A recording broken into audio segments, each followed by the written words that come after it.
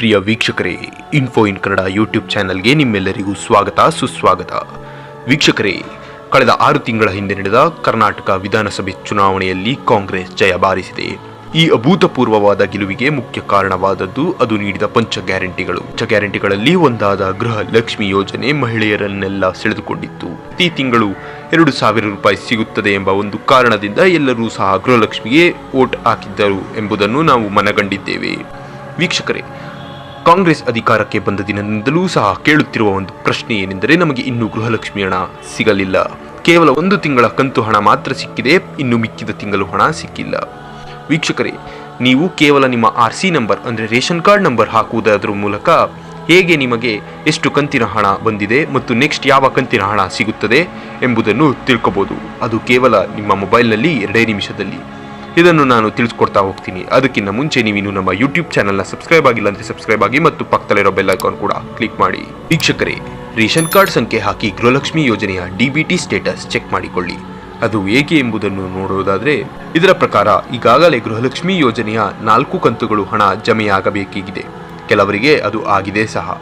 ಇದೀಗ ಜನವರಿ ತಿಂಗಳ 5ನೇ ಕಂತಿನ ಹಣ ಜಮಾ ಆಗಬೇಕಾಗಿದೆ. ವೀಕ್ಷಕರೇ, ಇದಕ್ಕೂ ಮೊದಲು ನಾವು ಯಾವ ತಾರೀಕಿನಂದು ನಮ್ಮ ಖಾತೆಗೆ ಹಣ ಜಮೆಯಾಗಿದೆ, ಅದು ಯಾವ ತಿಂಗಳ ಕಂತಿನದು ಎಂದು ತಿಳಿದುಕೊಳ್ಳಬೇಕು.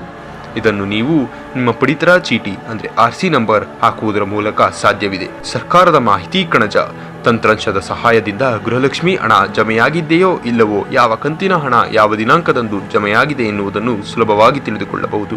ಇದಕ್ಕಿಂತ ಮೊದಲು ಒಂದು ಮುಖ್ಯವಾದ ವಿಷಯವಿದೆ. ವೀಕ್ಷಕರೇ, ಕೇಂದ್ರ ಸರ್ಕಾರದ ಒಂದು ಮಹತ್ವದ ಯೋಜನೆಯಾದಂತಹ ಒನ್ ನೇಷನ್ ಒನ್ ಫುಡ್ ಲಾ, ಇದರ ಅಡಿಯಲ್ಲಿ ಪ್ರತಿಯೊಬ್ಬರ ರೇಷನ್ ಕಾರ್ಡ್ ನಂಬರ್ ಕೂಡ ಬದಲಾಗಿದೆ.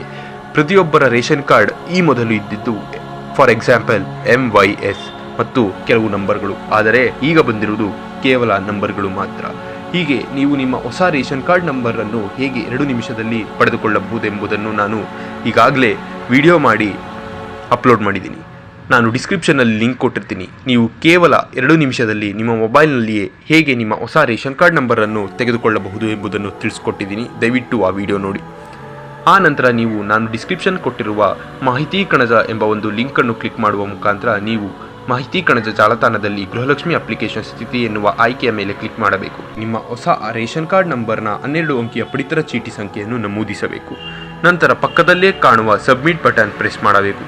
ಈ ರೀತಿ ಕ್ಲಿಕ್ ಮಾಡಿದ ಬಳಿಕ ಅರ್ಜಿ ಸಲ್ಲಿಸಿದ ದಿನಾಂಕ, ನಿಮ್ಮ ಖಾತೆಗೆ ಯಾವಾಗ ಹಣ ಜಮೆಯಾಗಿದೆ, ಯಾವ ದಿನಾಂಕದಂದು ಜಮೆಯಾಗಿದೆ ಎನ್ನುವ ವಿವರಗಳು ಕಾಣಿಸುತ್ತದೆ. ಇಲ್ಲಿಯವರೆಗೆ ಎಷ್ಟು ಸಲ ಜಮೆಯಾಗಿದೆ ಎನ್ನುವ ವಿವರಗಳು ಸಹ ಬರುತ್ತದೆ. ಹೀಗೆ ನೀವು ಸುಲಭವಾಗಿ ಗೃಹಲಕ್ಷ್ಮಿ ವಿವರಗಳನ್ನು ನೀವು ಪಡೆದುಕೊಳ್ಳಬಹುದು. ಒಂದು ವೇಳೆ ಈ ರೀತಿ ಮಾಡುತ್ತಿದ್ದಾಗ ಯಾವ ವಿವರಗಳೂ ಕಾಣಿಸಿಕೊಳ್ಳದೇ ಇದ್ದಲ್ಲಿ ನೀವು ನಿಮ್ಮ ಹೊಸ RC ನಂಬರನ್ನು ಎಂಟರ್ ಮಾಡಿಲ್ಲ ಎಂಬರ್ಥ.